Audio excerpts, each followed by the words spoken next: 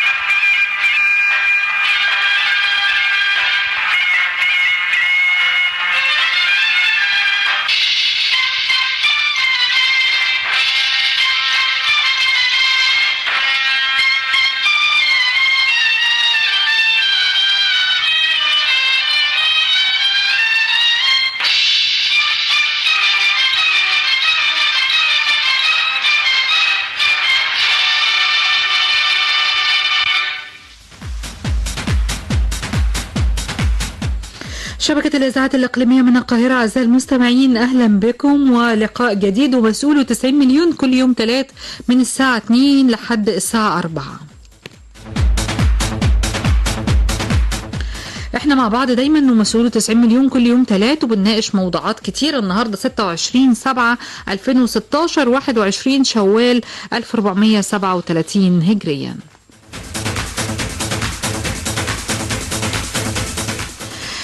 شبكة الإذاعات الإقليمية من شمال سيناء وجنوب سيناء وشمال الصعيد وجنوب الصعيد، الوادي الجديد والقناة والأسكندرية ومطروح، وسط الدلتا والقاهرة الكبرى.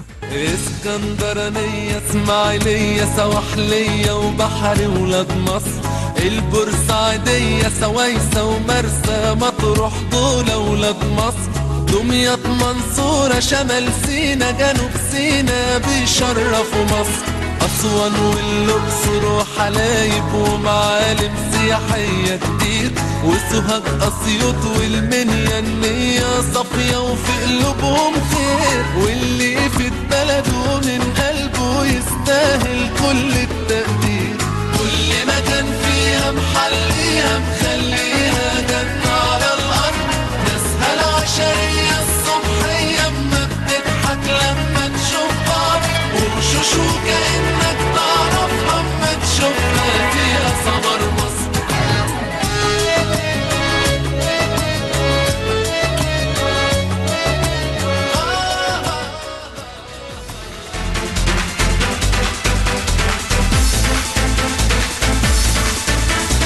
احنا مع بعض دايما كل يوم ثلاث ومسؤول و90 مليون على شبكة الإذاعات الإقليمية. موضوعات كتيرة متميزة وشيقة بنناقشها مع المستمع الكريم من جميع أنحاء الجمهورية على شبكة الإذاعات الإقليمية. أعزائي المستمعين، النهاردة يوم عن الزراعة المصرية، ومشرفنا في الاستوديو النهاردة الأستاذ محمد القعب، مدير عام المجلس القومي للفلاحين ومدير عام النقابة العامة الموحدة لفلاحي مصر.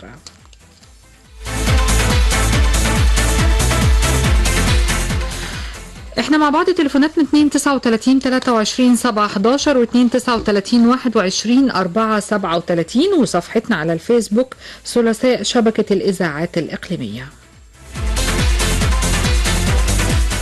أعزائي المستمعين، احنا في شبكة الإذاعات الإقليمية كل يوم ثلاث. أسرة تنفيذ على الهواء أحمد سعيد، هندسة إذاعية والإعداد دكتور حزام عزت، وبسعد بيك دايما شيرين الدسوقي من أسرة المذيعين، والإشراف العام الإعلامي ولاء عسكر.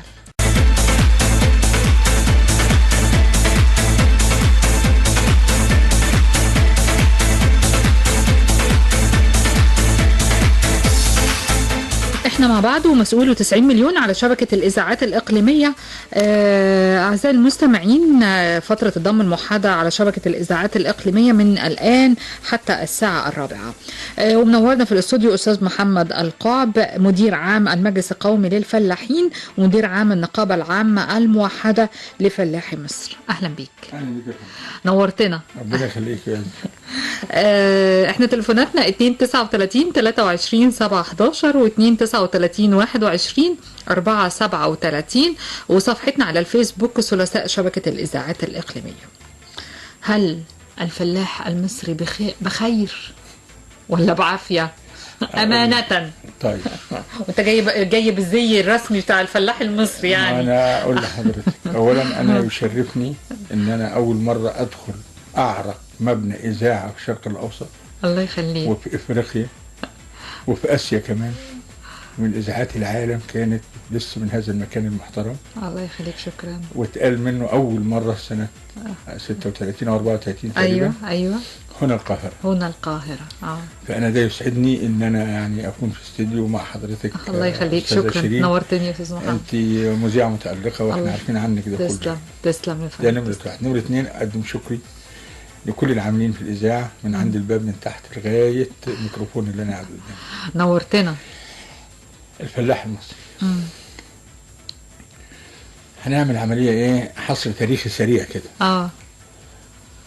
أقدم من زرع أرض وأنتج منها أكل هو الفلاح المصري. منذ 7000 سنة. ربنا لما حب يعمل سلة للغذاء في الكون عمل أيام سيدنا يوسف لما قال له أنا أكون على خزائن الأرض. وليست الخزائن بمعنى خزائن المال، بل هي كانت خزائن الأكل، لأنه ما كانش فيه مال، ما كانش فيه عملة. كان فيه هناك نظام المقايضة، اللي عنده قمح اللي عنده قصب اللي عنده، كان نظام المقايضة. الحاجة مش بفلوس. النظام النقدي كان نظام اشتري من عندك تمر اديك شوية قمح مثلا. فهنا نقول أقدم فلاح في التاريخ هو الفلاح المصري. الفلاح المصري يحقق قول الله سبحانه وتعالى: وجعلنا الإنسان في كبد. والكبد هو المكابدة وهو المشقة. الفلاح المصري هو فلاح له جذور ضاربة في أرض مصر وفي نيلها، ورأسه في السماء، بدليل إنه صنع المسلة رأسها في السماء، صنع الهرم رأسه في السماء. كل حاجة كان بيصنعها عالية جدا عشان هامته العالية والقيمة والقامة. فهنا نقول إن الفلاح المصري ده تاريخه. مرت على الفلاح المصري عصور كتير جدا، لغاية لما جينا في الدولة الحديثة جه محمد علي أنصف الفلاح المصري بأنه عمل الري الحديث في مصر عشان يستغل أرض مصر كلها.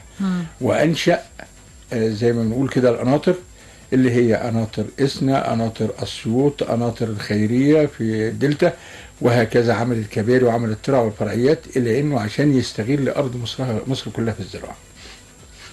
وكان من أنجح الناس في الزراعة، لأنه هو كان بداية عصر النهضة في مصر.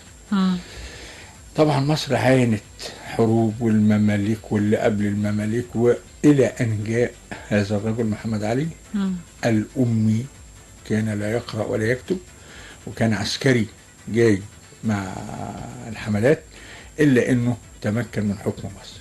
هنقول إن هنتكلم بقى بداية من هذا العصر ومصير الفلاح إيه.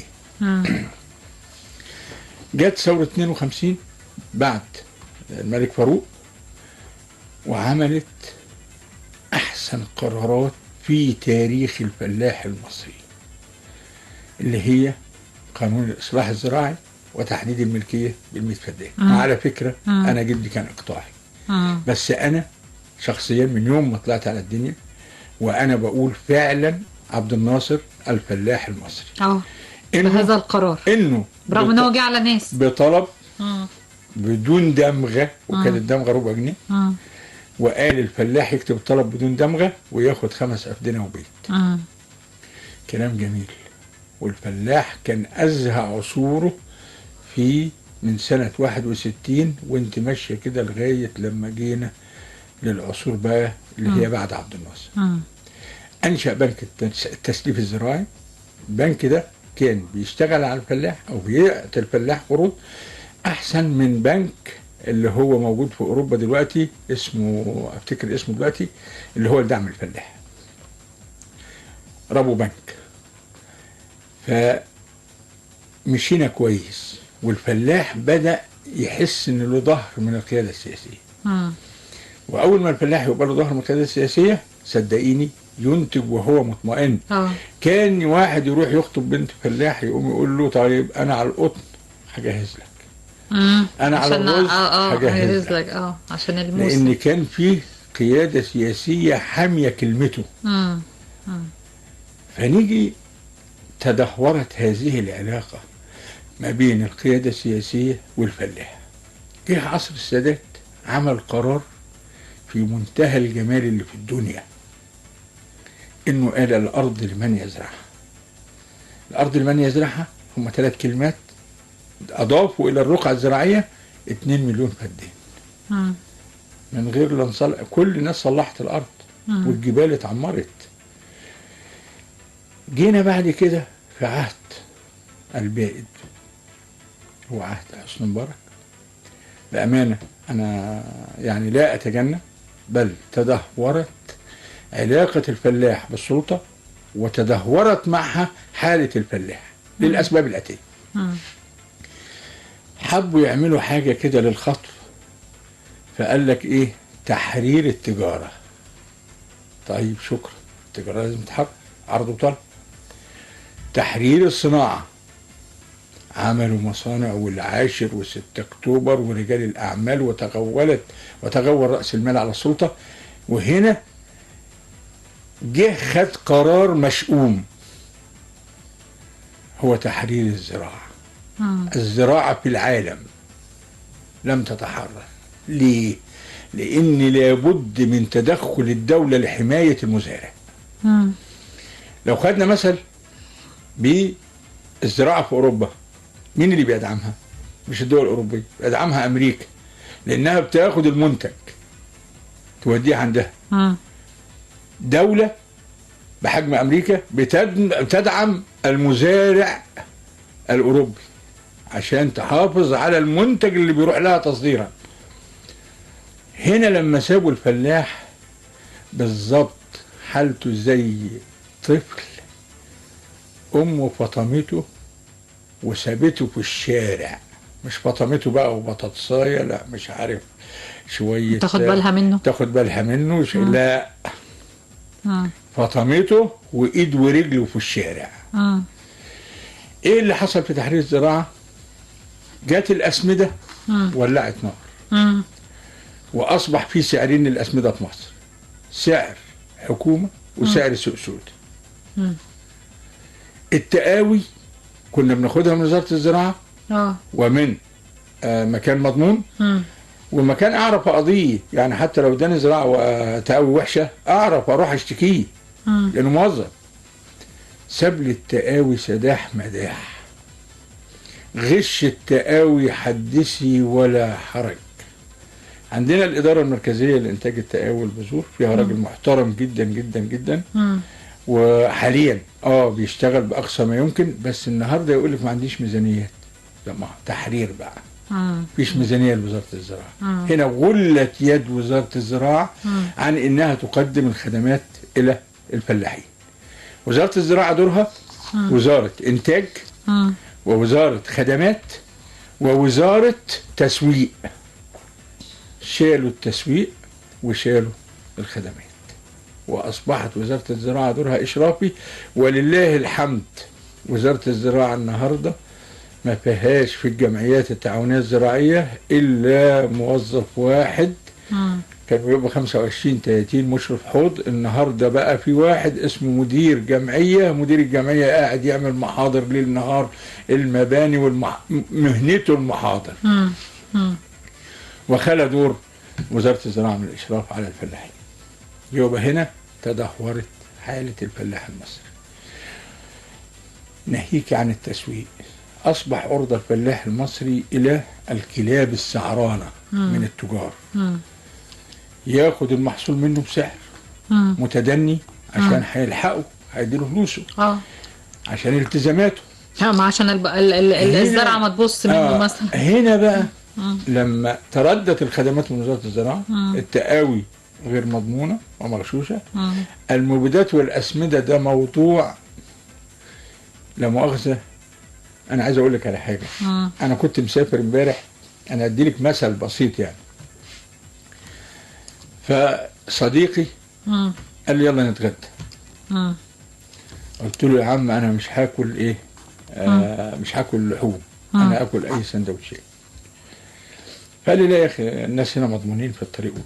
قلت له ماشي، اقول لك على حاجه. قال له قلت له يلا ناكل بنيه ان احنا نستخير ربنا، ان احنا بنقول احنا هناكل، وان كان بيغشنا هنتقابل يوم القيامه وربنا بيحاسبنا احنا الاثنين وهيحاسبوا على غشه لينا. ودخلنا كلنا بهذه النيه. تمام. فالفلاح المصري النهارده هو ده حاله. انت بتغشني وانا عارف انك بتغشني، انا بقول حسبي الله ونعم الوكيل، ويوم السداد هيبقى يوم القيامه بيننا وبين بعض. ارتفاع برضو اسعار الاسمده بيعاني منها. مش بيعاني منها. اقول لك على حاجه. اسمده السماد المقرر للفدان 6 شكاير نطرات او 4 لوري، فضلوا يخفضوه لما بقوا 3 شكاير عشان ما فيش سماد. وهقول لك كارثه السماد كمان، والحل موجود يعني، مش بنصدر مشكله. السماد في مصر بتنتج 16 مليون طن سماد عضوي وفوسفوري، احتياجها 10 مليون، بتصدر 6 مليون. ايه الفرق بقى؟ رغم ان المصانع جت السنه اللي فاتت ايام مهندس ابراهيم محلب ورفعوا سعر الطن 500 جنيه، وعملنا وقفه، مش وقفه، قابلنا سياده رئيس الوزراء وقلنا له ال 500 جنيه دول عشان دعم الغاز، لان المصانع هتتوقف مش هتلاقوا اسمده.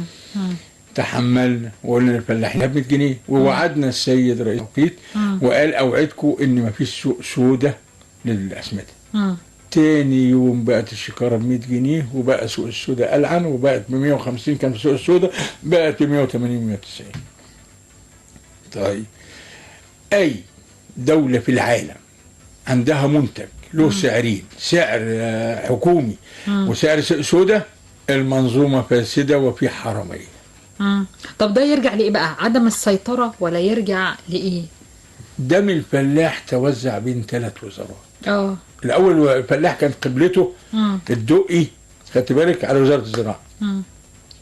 قبله الفلاح النهارده ما عادش عارف يروح لمين. الفلاح دلوقتي بين 3 وزارات بينهشوا فيه، وزاره الزراعه، وزاره الخدمات ومفيش خدمات، وزاره التموين اللي بتاخد منتجه اللي هو الارز والغله والذره، ومفيش وزاره تموين اصلا شايفه فلاح، ووزاره الصناعه طبعا لا يعنيها من قريب ولا من بعيد.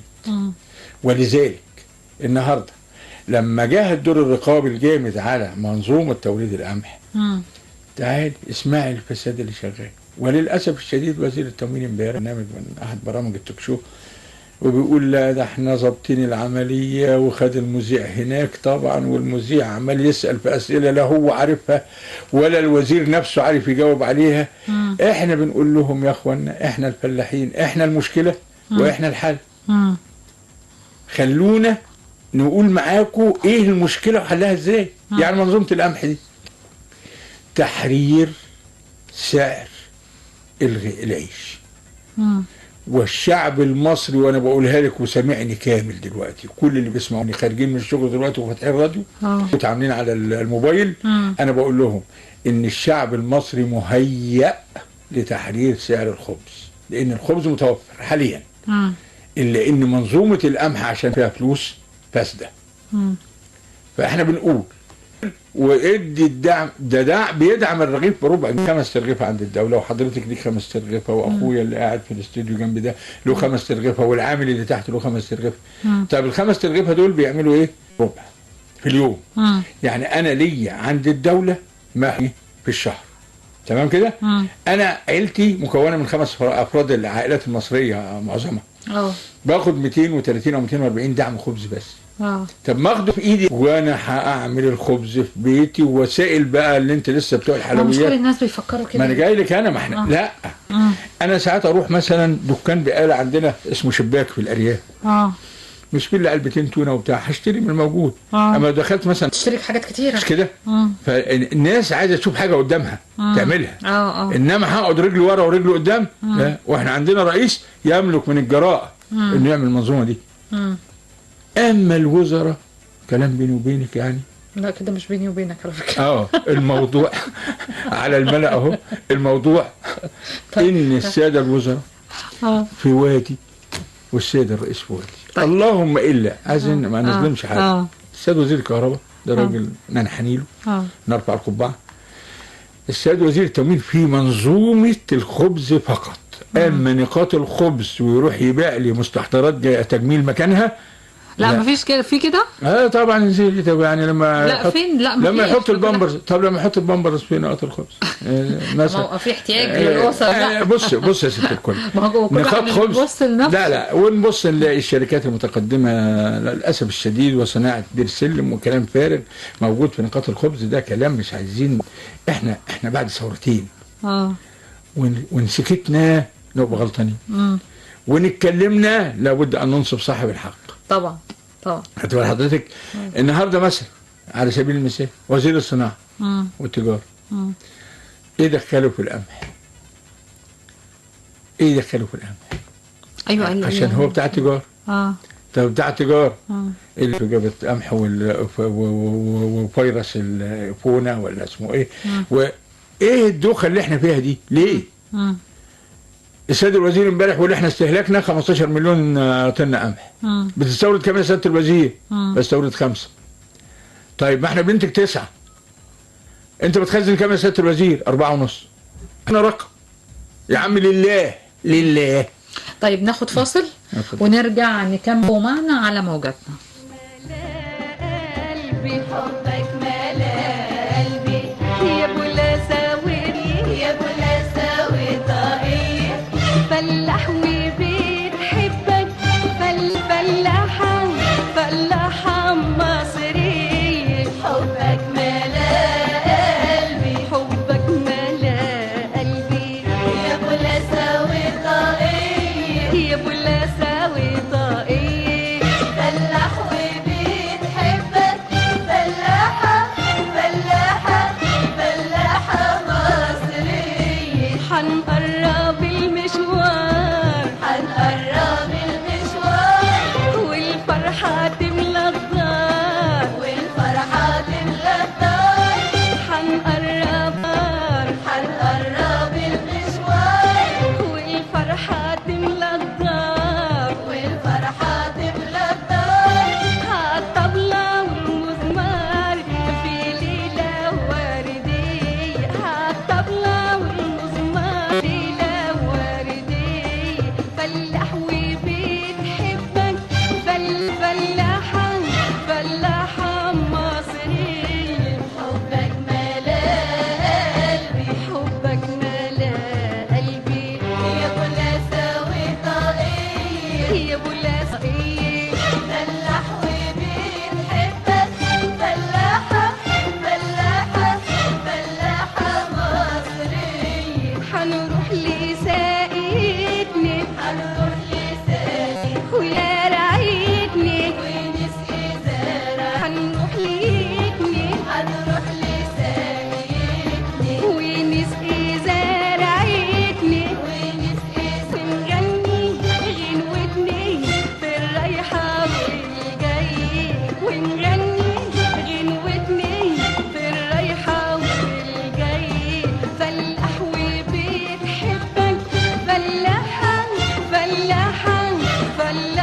مصرية حبك ملا قلبي يا بولا ساوي طاقية فلاح وبتحبك فلاحة مصرية حمسك معاك الفاس وازرع واقول للناس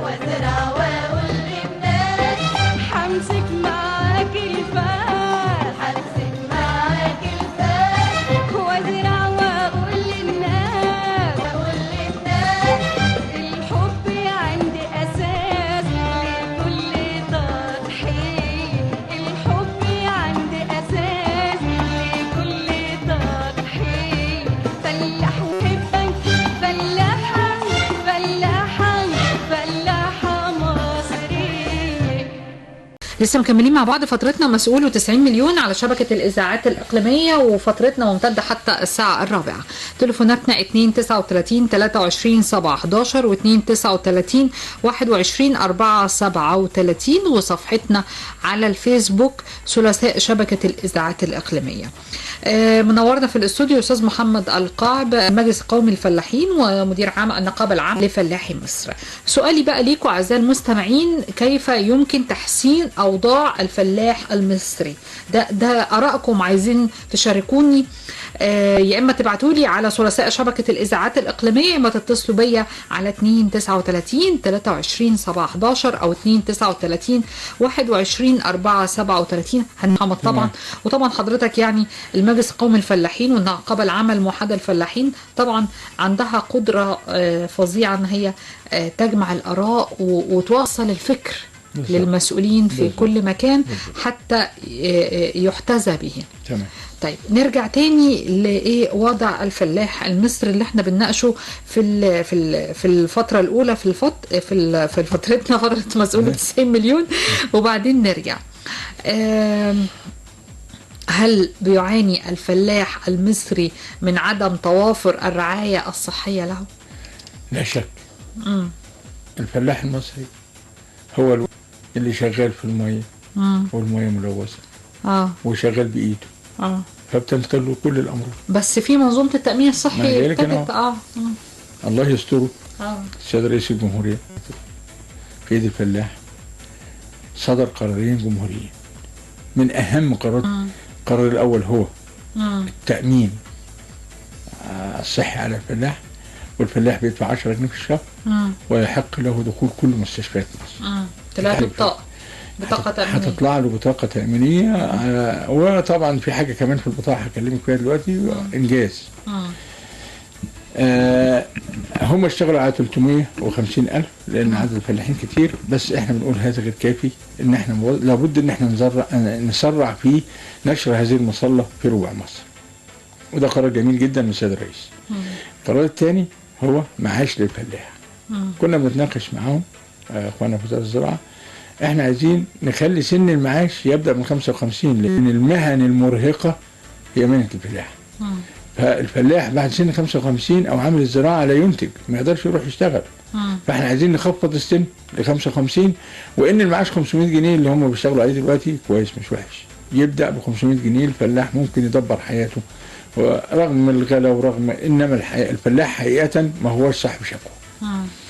فدول قانونين قانونين من اهم القوانين اللي صدرت في القرن الحديث في العصر الحديث، اللي هو التأمين الصحي على الفلاح وشموله مظلة التأمين الصحي وشموله مظلة اللي هو التأمين الاجتماعي اللي هو المعاش. الضمان الاجتماعي اللي هو المعاش. فاحنا دلوقتي بنقول دول من اهم القرارات اللي خدهم السيد الرئيس لصالح الفلاح.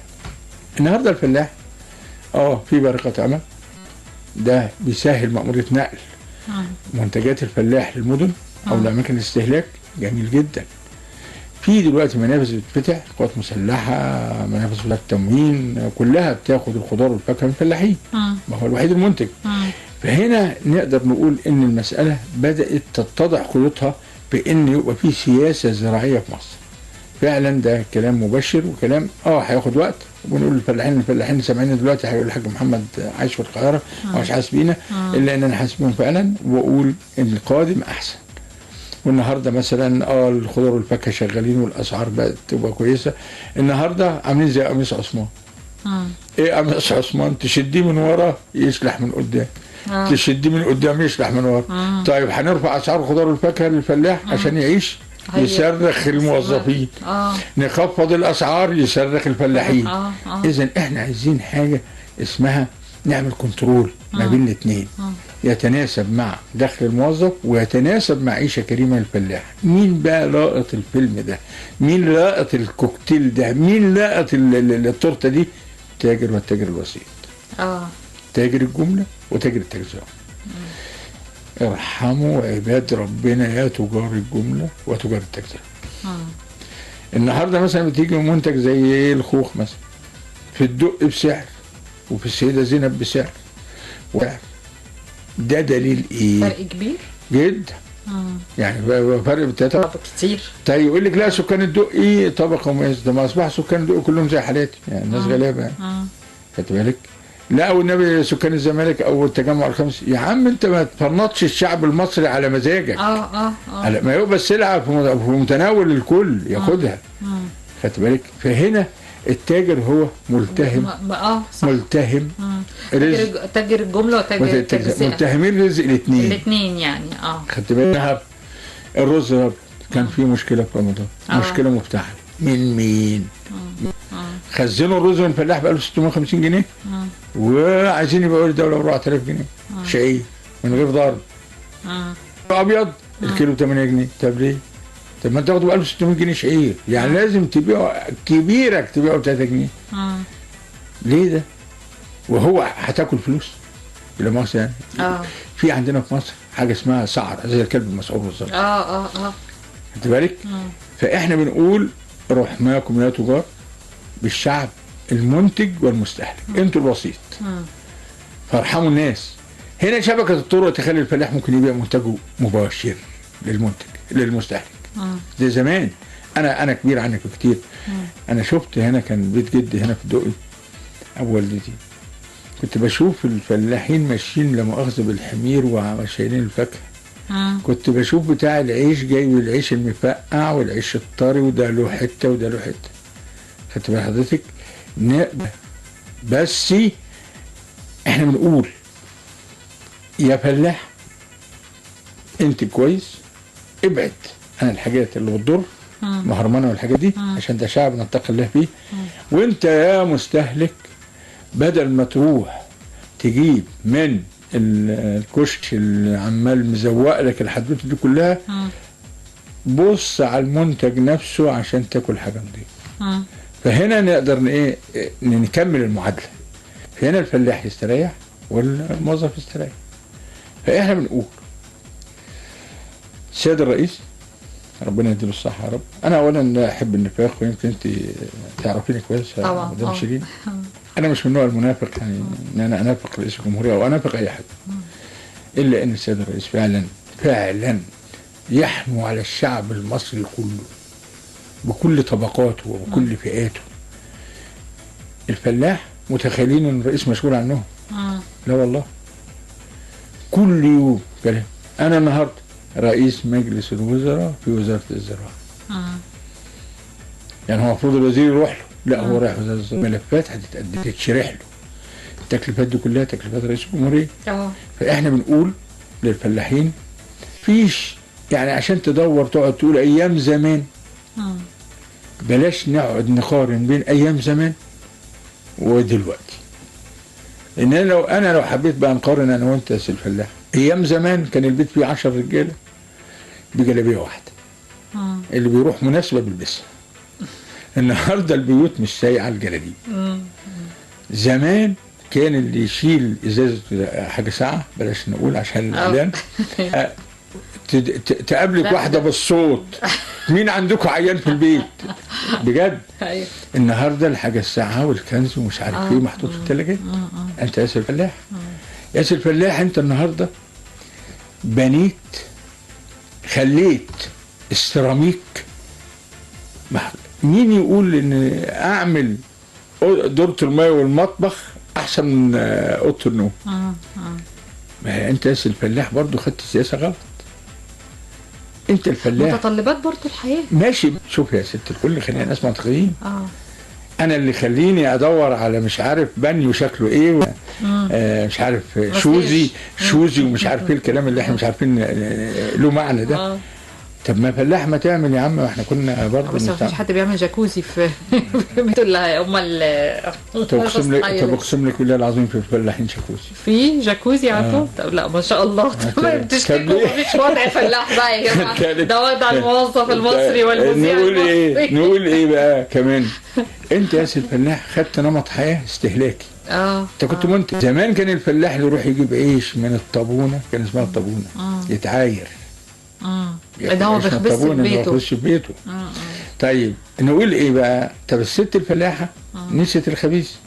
نسيت الخبيث. الست الفلاحه طيب عندها الفول عندها اوتوماتيك. في اوتوماتيك. الست الفلاحه ما عادتش بتسرح الغيط، ما عادتش بتسرح الغيط مع جوزها. الست الفلاحه كانت بتنتج اللبن عشان تاكل عيالها، تروح تشتري زبادي من الدكان في الارياف. الزبادي دي كلها جنايات يرتكبها الفلاح، دي كلها جنايات يرتكبها الفلاح. الفلاح اللي ما عندوش البيضه في البيت بتاعه، ما عندوش شويه اللبن في بيته، ما عندوش رغيف العيش في بيته، فلاح ازاي؟ نسميه حاجه غير الفلاح. كده بقى مستهلك مش منتج. بقى مستهلك، ومستهلك مزعج. مزعج كمان. خدت بالك؟ لانه مستهلك مزعج ليه؟ خدت بالك؟ لانه برضه ما اداش فرصه للراجل الموظف طول النهار شغال عايز حاجته جاهزه، او الست العامله عايزه حاجتها جاهزه. طب انت الست اللي في الارياف طول النهار ماسكه التليفون المحمول تسال امها يا ماما انت عندك زيت نوع كذا عملت بيه؟ الكلام ده في بيتي عشان ما حدش يزعل. طبختوا ايه يا بنتي النهارده؟ لا ما طبخناش. على الانترنت. وبعدين لا ده لسه الانترنت النساء ما دخلتش تغولش فيه، انما تغول فيه الرجال. النهارده هاجروا الزراعه. راح ركب توك توك وراح اشتغل بواب في العاصمه. طب ما دي خراب بيوت. ناخد اتصالات تليفونيه. احنا معانا تليفونات 239 23 7 11 و 239 21 4 7 على الفيسبوك ثلاثاء شبكه الاذاعات الاقليميه. نغير وضع الفلاح المصري للاحسن، ماذا له وماذا عليه؟ معانا اتصال تليفوني. الو. السلام عليكم. عليكم السلام ورحمه الله وبركاته. انا حاصل حته يعني بس سؤال اللي هو نقيب الفلاحين. تشرف بيك. طب في الاول حسين اسماعيل، محافظه القاهره. لا انا في يعني انا من القليوبيه اساسا، ولكن انا في مكان ثاني في القاهره. اهلا بيك. اهلا وسهلا يا مرحبا. فلا نشوف يعني الاستاذ كان بيقول ان زمان كان جلابيه واحده، وكان الامور انها يعني كان غير كده. دلوقتي الفلاح اصبح بيعمل دورة ميه بالليشاني احسن من حجره النوم. يبقى اذا الخير موجود، ولكن احنا بنضيع فلوسنا في كمال الكماليات. وانا طبعا على مقترب من الفلاحين، واخده بال حضرتك، ويعني شايف انهم في عيشه كريمه جدا، لدرجه ان هم كان بيوتهم طين، دلوقتي اصبح كل واحد عنده بيت دورين وثلاثه واربعه، وعايشين عيشه كريمه وملابس، في منهم عندهم عربيات، واخده بال حضرتك. فايه رد نقيب الفلاحين على الكلام اللي انا بقوله؟ الاول جلابيه واحده، هو الان ده كان زمان.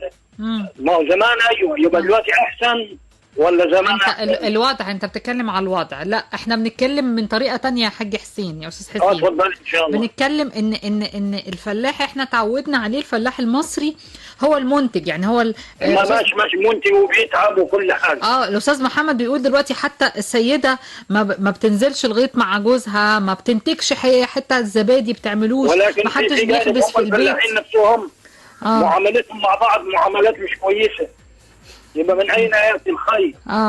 باشخاص طب استاذ حسين، طب انا عايزه اسالك السؤال، يعني الفلاح المصري دلوقتي بتقول ان هو يعني ما شاء الله الحال كويس ومستور. لا الحمد لله. طب الحمد لله، ايه اللي ممكن يشتكي منه الفلاح المصري في الوقت الحالي في عمله؟ لانه ما عندوش، هو بس تامين صحي العمل والسيد الرئيس.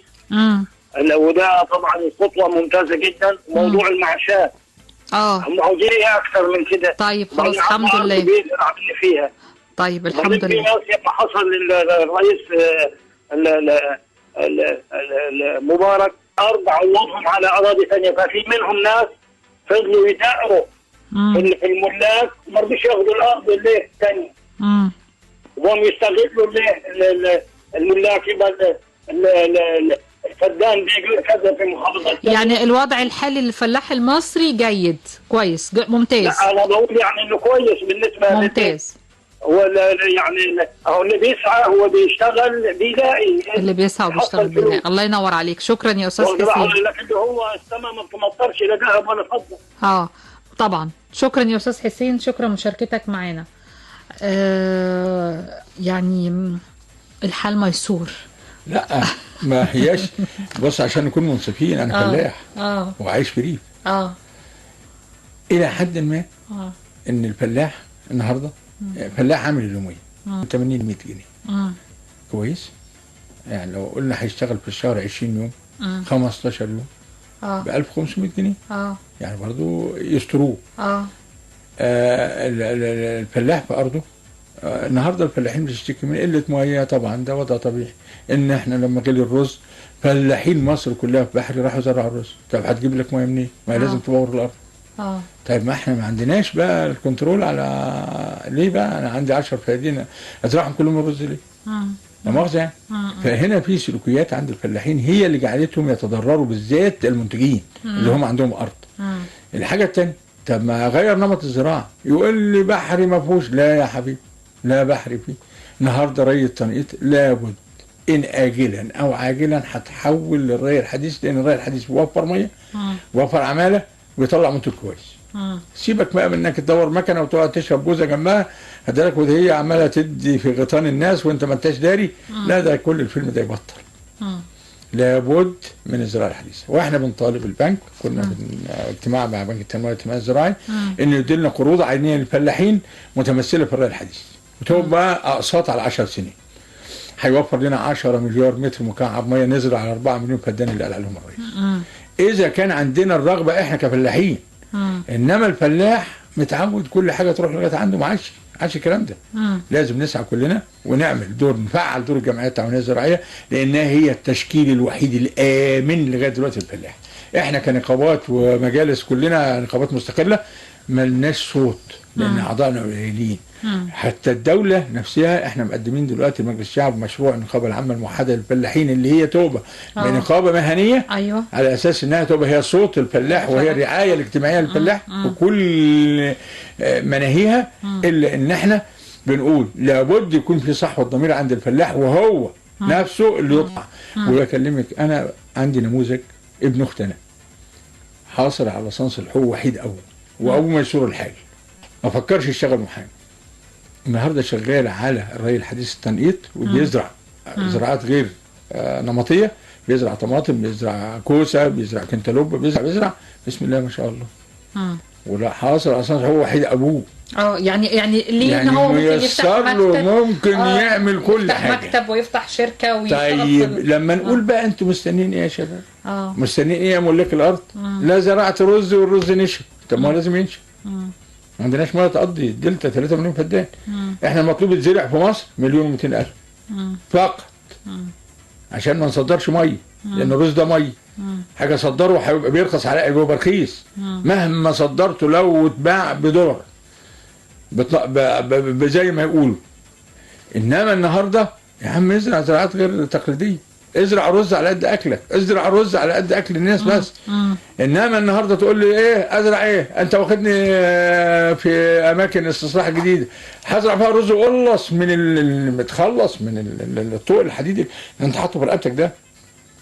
القطن مش هينافع ولا بيتسوق، والرز لحقه. ما تزرع يا عم زراعات غير تقليديه النهارده، والخضار بيكسب والفاكهه بتكسب وكل حاجه متكسبه الفلاحين. طيب هنتكلم على الزراعات غير التقليديه، وهنتكلم على استصلاح الاراضي، وهنتكلم على مشاكل فلاح مع قروض، يعني حاجات كتيره هنتكلم عليها في اللينكات القادمه. بس ناخد فاصل دلوقتي ونرجع نكمل حوارنا. ابقوا معنا على موجاتنا وشبكه الاذاعات الاقليميه من القاهره، وتليفوناتنا 239 23 239 21 437.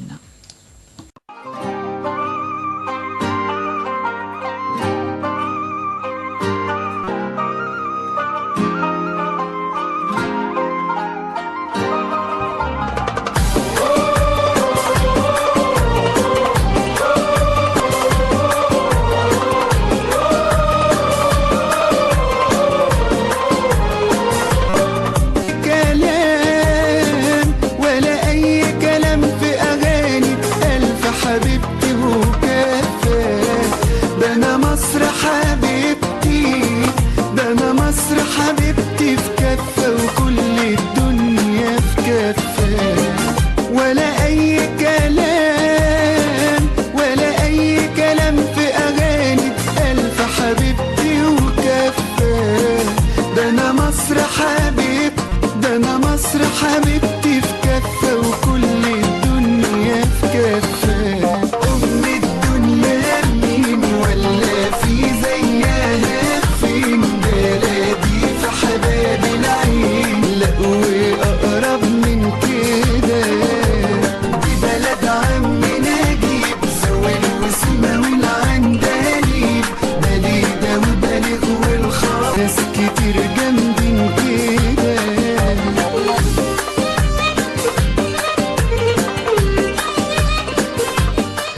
مكملين مع بعض أعزائي المستمعين. مسؤول 90 مليون على شبكة الإذاعات الإقليمية، ومنورنا في الاستوديو أستاذ محمد القعب مدير عام المجلس القومي للفلاحين والنقابة العامة الموحدة لفلاحي مصر. تليفوناتنا 239 23 7 11 و 239 21 4 37 وصفحتنا على الفيسبوك ثلاثاء شبكة الإذاعات الإقليمية. أستاذ محمد، هنتكلم على الزراعات الغير تقليدية التي يجب أن تكون الخطوة القادمة للفلاح المصري عشان ممكن يخرج من أي قبوة تكون موجودة فيه. بس أستأذن اتصال تليفوني الأول. ألو. الو، السلام عليكم. عليكم السلام ورحمة الله وبركاته. استاذة شيرين المتألقة دائما، الله يخليك، الإعلامية العبقرية العظيمة. تسلم يا فندم. مين معايا؟ سمير عبد الفتاح رمضان المنوفية. أهلا بيك يا أستاذ سمير. أهلا بسيادتك وضيفك الكريم وفريق العمل. أهلا بيك أهلا بيك، منورنا. كل سنة وانتم طيبين جميعا. وأنت طيب يا فندم. 23 يوليو العظيمة التي أعادت للفلاح المصري كرامته بعد ما كان مستعبدا وأجيرا في الأرض الزراعية، وأصبح حاليا مالك للأرض، يتمتع بكل القوانين العظيمة اللي أنصفته العباد. قانون التأمين الصحي قانون عظيم. وطبعا الفلاح حاليا يتمتع بالميكنة الزراعية، الميكنة الحديثة. كان زمان بيسقي بالساقية والطنبور والشلوف، حاليا بقى ميكنة زراعية عظيمة، والتكنولوجيا الحديثة دخلت في كل حياته، تجريف الأرض بالليزر، وحاجة عظيمة جدا والله. وأنا عايش في منطقة ريفية في السنة النوفية، أحيا بهذه الحاجات الحلوة. يعني انت شايف دلوقتي ان المعدات اللي بيستخدمها الفلاح دلوقتي بقت اكثر راحة له من ذي قبل؟ كان زمان بيعاني من المية. كان زمان الطنبور ده بقى المية طبعا منخفضة جدا، عشان يقعد يسقي الارض بتاعته يقعد بالسبع 8 ساعات. حاليا في ساعة واحدة يسقي ارضه. وطبعا حاليا بقى الجرار في الزراعة دلوقتي من تحت رجليه بيعمل كل حاجة عظيمة، والانتاج زاد، والاساليب التكنولوجيا الحديثة في الزراعة والتقاوي المهجنة الحلوة. يعني الحمد لله الفلاح بيحيا أيام سعيدة جدا على يد رئيسنا الحبيب الزعيم الراحل أولا جناب عبد الناصر، اللي عاد له كرامته في امتلاك الأرض الزراعية، ورئيسنا السيسي الحبيب اللي بيديله كرامته في المعاشات والتأمين الصحي. شكرا ليك يا أستاذ سمير، شكرا لمشاركتك. وليا مداخلة بسيطة كده زجالية سريعة يا أستاذة شيرين. اتفضل عينيا. بسم الله الرحمن الرحيم. بقول عايش هنا في ريف، في جنة ليل ونهار، المية والخضرة والجو عظيم، والخير دايما في الدار، والفلاح يا هناه وسعده فرحان بيجني على الأوتار، فرحان أول خيره وأرضه كمان بالجرار. وتحت الشجر يا بهية يا ملك عقلي وعلى الأنظار، لما ولادك في حضنك سهرانة ليل ونهار، والغيط أخضر ومزهر وفتح النوار. ومصر أم الزراعة، أم الكرم والجود، طول سنين براعة منذ أحفاد الجدود. شكرا يا أستاذ سمير، شكرا مشاركتك معنا. في تليفون تاني؟ طيب. الزراعات غير. ليه تعليق على الأخ سمير. اتفضل. الأخ سمير مد الحياة وردية قوي للفلاح، مش كده يا عم سمير؟ يعني والله هم كل المتصلين بيقولوا كده. الفلاح يعاني بجد. يعني عشان نكون منصفين. الفلاح يعاني. مية الري، الوسائل، يعني في معاناة الفلاح. ما هياش وردية قوي، ولا هي ضلمة، ولا هي سوداوية. يعني ما نقدرش نقول برضو. طب بيبقى اختلاف من ناس لناس يعني. طبعا. اقول لك الزراعة في مصر بتختلف من محافظة لمحافظة. يعني في ناس محافظات في مصر مستريحين، يعني محافظة اسماعيلية تنتج الخضار والفاكهة كلهم 100%. اقل بيت فيه 3-4 عربيات نقلوا بيروحوا السوق العبور وبيرجعوا وكده. لا مرتاحين. يعاني وسط الدلتا وشرق الدلتا. الغرب الى حد ما بدا يتحسن، لان في مدينه السادات وفي التحرير وفي دي سله غذاء مصر. فمستريحين. يعني لا شك. الصعيد تعبان لان مساحته قليله، مش تعبان للحاجه نفسها، لا، مساحات بقت قليله قوي عليهم، عدد سكان اكتر من ارض مزروعه. لابد من نفره بقى اللي انت هتتكلمي فيه، الاستصلاح. طيب نتكلم الاول على الاستصلاح ولا الزراعات الغير على الزراعات الغير تقليديه الاول؟ الف سلامه على حضرتك. الزراعات الغير تقليديه اللي هي ممكن تعمل سوق جيد للفلاح، تكون مطلوبه، نكون مثلا ارض مصر فيها طبيعه ان هي يعني نعمل فيها الزراعات الغير، بحيث ان مصر تكون متميزة في هذه الزراعات. بس معلش في تليفون. لا ماشي نسمعه. معانا تليفون. الو. ايوه. الو، مساء الخير. مساء النور. الحقيقه برنامج مهم جدا. تسلمي لي. الله يخليك. مين معايا؟ انا منى من القاهره. اهلا يا استاذه منى. بصي بقى حضرتك، اتفضلي. يعني بالنسبه للفلاح والارض الزراعيه لابد تكون في دوره زراعيه الحكومه مقرراها، مش كل واحد يزرع اللي على كيفه والمساحات اللي على كيفه. دي نمره واحد، لازم يكون في دوره زراعيه، وكان زمان كده. وبعدين احنا ليه ممكن الارض بتاعت سينا دي ممكن نزرع فيها الفستق والبندق والتفاح والحاجات دي، زي فلسطين وسوريا ولبنان في نفس المناخ، يعني شويه بروده لمده 10 سنين. احنا زرعنا التفاح المصري بتاعنا احسن 100 مره من التفاح الامريكاني، وبنزرعه في اسيوط وكده عشان في نسبه بروده.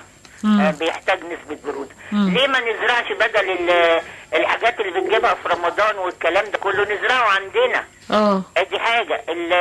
المدن الصحراوية كمان ليه ما نزرعش البرسيم والترمس والفول السوداني والكلام ده؟ ده بينمي الارض ويديها خصوبة. وكمان نستفاد بالبرسيم ده، هو اللي يعمل انتاج حيواني. ونعمل مزارع حيوانية في الصحراء دي برضو مع مزارع شوية، هتبقى بعيدة عن يعني البني ادمين، وتبقى بعيدة عن الامراض، وتبقى انتاج حيواني، وممكن نكتفي بدل ما نستورد بتاع دي وكل حاجة استورد. طب ما احنا نكتفي اكتفاء ذاتي باللحوم. انا ممكن استغنى عن اللحمة والفراخ والسمك والكلام ده، لكن ما اقدرش استغنى عن الخضار. الخضار ده الفقير هو اللي بياكله، يعني اصغر واحد مع الخضار. تاني حاجة يعني مثلا دلوقتي ببص الاقي بيحطوا هرمونات او حاجات زي كده في السماد وفي يعني التقاوي. نعم.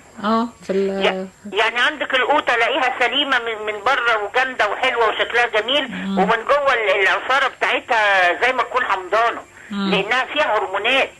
وبعدين اللي ياكلها يجيله اسهال وحاجات زي كده، معرفش ايه السبب يعني. ماشي يا استاذه منى. معايا حضرتك. فلازم يكون نمره واحد يكون في دوره زراعيه مختصه، ويفرض على المساحات معينه، ويكون في مشرف زراعي يتابع العمل كله ويتابع المخصصات بتاعته. وبعدين كل واحد عنده ارض زراعيه بيبقى عنده بطاقه تموينيه للارض اللي بيزرعها. هياخد التموين بتاعه من ليه حصه زي التموين، هياخدها. ما يضطرش بقى يروح يشتري بالغالي ويقول لك الشكاره بكذا وسوق سودا وبتاع. لا، انت عندك ارض زراعيه قد كده بتزرعها كذا طبقا للقانون بتاعي، بديله السماد بتاعه. ما هو ده اللي بيحصل. ايوه. الاستاذه منى شغاله ايه؟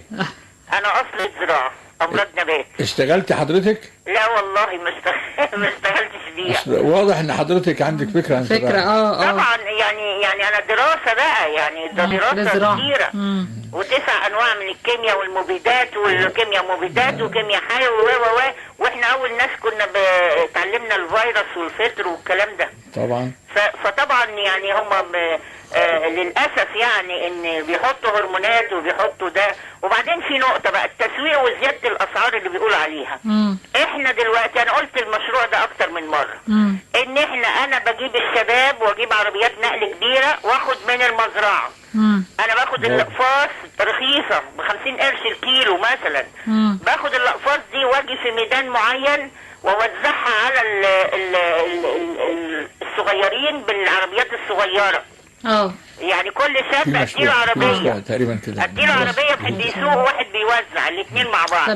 باخد يعني اشتري عربيات نقل كبيره اجيبها في ميدان معين. هو الاستاذ محمد يا مدام منى قايل ان في مشروع تقريبا تم تجهيزه دلوقتي زي ما حضرتك بتقترحي بالظبط، تبع لوزاره الزراعه من مده من يجي سنه. وبعدين باخد العربيات الصغيره دي وانشرها اوزعها بدل الدكاكين.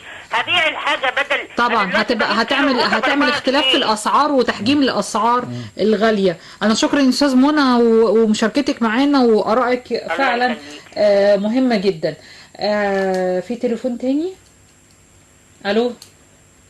السلام عليكم. وعليكم السلام ورحمه الله وبركاته. اهلا بيك يا القديره الاستاذ سليم. وتحياتي اهلا يا فندم. مين معايا؟ اهلا بيك. وتحياتي لضيفك الكريم. معك خميس شكميلي من مطروح. اهلا بيك يا استاذ خميس. بدايه بدعيك وبدعي ضيفك لزياره شواطئ مطروح ده بدايه يعني. ايه ما سمعتكش، ممكن تقولها تاني اخر جمله؟ بقول بقدم لكم دعوه ليكي ولضيفك والكل الله عاملين معاكي يخليك، لزياره تسلم لي شواطئ تسلم مطروح. لي، ربنا يخليك يا استاذ بلدنا بلدنا يا استاذ اهل خميس. الكرم. الله يبارك لك، الله يبارك. طبعا استاذ شريف، مطروح هنا مساحات شاسعه وكبيره جدا، وهنا طبعا في زراعه القمح والشعير، وفي زراعه التين والزيتون واللوز، وفي ناس بدات تزرع بس على قدها طماطم وانواع الخضروات، وبتطلع كويسه. يعني ارض مطروح ارض ذكر بدون كيماوي وبدون اي الحاجات دي بتنتج، ولكن حاجات قليله جدا. ليه ما فيش توفير؟ ان هي لما تروح فيها مياه جوفيه كثيره جدا في الصحراء، ليه ما يتمش استخراج هذه المياه الجوفيه ويعني تحليه هذه المياه حتى تكون صالحه للزراعه، لانها بتكون في اضيف لذلك في عين قيصاره اللي هي ما بين مركز مطروح ومركز سيوه، في عمق الصحراء عين تتدفق مياه حلوه، وهذه المياه لم تستغل للزراعه. دي من مثل هذه العين لاماكن بعيده بحيث تصل الى المياه وتم الزراعه ونشغل وفر فرص عمل للشباب. هذا ما اتمناه يعني هنتكلم عليها في النقطه بتاعه استصلاح الاراضي يا استاذ خميس. حاضر، عينيا. نعم، عينيا. هذا ما اتمناه وموفقين باذن الله. شكرا ليك. شكرا لك. شكرا.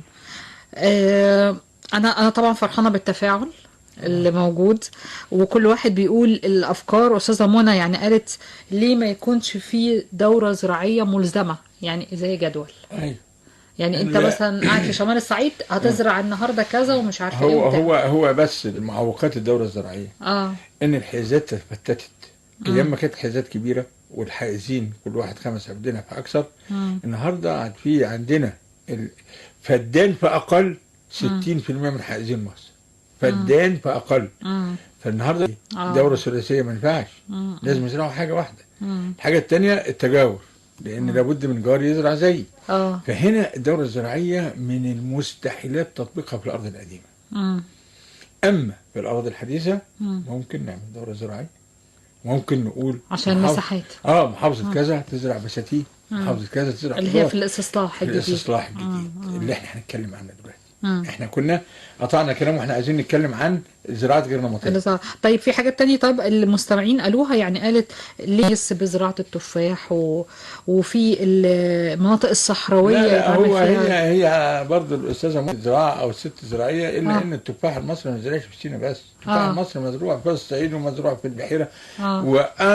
وانا لا مؤاخذه انا بحبه وهو بعمل له دعايه عن التفاح المصري، لان هو في طعم التفاح عن التفاح عن المستورد. صح. حضرتك لان مناخ مصر وارض مصر وميه مصر دول 3 عوامل مهمه جدا بيتميزوا عن العالم كله. ربنا حبى مصر وجعلها جنه بال3 حاجات، وميه وارض. طيب اخونا خميس بيتكلم عن مطروح، وهي مطروح فعلا من المحافظات الواعده. وفي السيد الرئيس حاجه اسمها المثلث الذهبي اللي مطروح سيوه، ده مثلث ذهبي في الزراعه. وهو عارف ان اخويا خميس اللي كان بيتكلم دلوقتي ان في هيتم تسليمهم من 1.5 مليون فدان في المنطقه دي. ده المثلث الذهبي ليه؟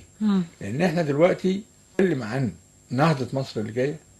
هناخد في طرق هتبدا من كيب تاون في جنوب افريقيا على المحيط الى الضبعه مرسى مطروح. هذا الطريق الدولي العالمي ده هيكون ممر للتجاره افريقيا، لان افريقيا احنا عارفين ما لهاش موانئ على المحيطات وعلى البحر. فهتستخدم منها هتستخدم الطريق البري ده. والطريق البري صاحبه الفكر فيه على اساس ان احنا نخدم التجاره الافريقيه، لان احنا دايما نبص لاوروبا. احنا لو عملنا لفه 180 درجه وادينا ظهرنا لاوروبا وشينا لافريقيا، صدقيني هنبقى من مصاف الدول العظمى. لان مصر بوابه افريقيا وكل حاجه.